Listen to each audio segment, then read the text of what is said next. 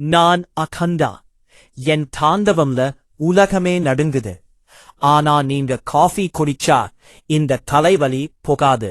முதல் அகண்டா படத்திலிருந்து கதை தொடர்கிறது.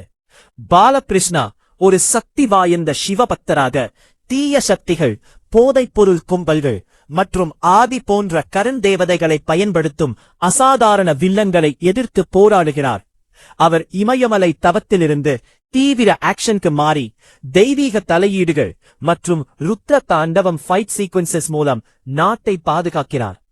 Balakrishna punch dialogues, stylish entries மற்றும் அட்ரெனலின் பம்பிங் ஆக்ஷன் காட்சிகளுடன் திரையரங்குகளை கொளுத்துகிறார்.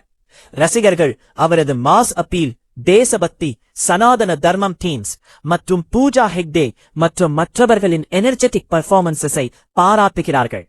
விமர்சகர்கள் பலவீனமான திரைக்கதை, வில்லன்களின் ஓவர் ஆக்டிங், லாஜிக்கல் கேப்ஸ் மற்றும் திரும்ப வரும் சண்டை காட்சிகள், ஃபோர்ஸ்ட் எலிவேஷன் போன்ற பிரெடிக்டபிள் ட்ரோப்ஸை குறிப்பிடுகிறார்கள்.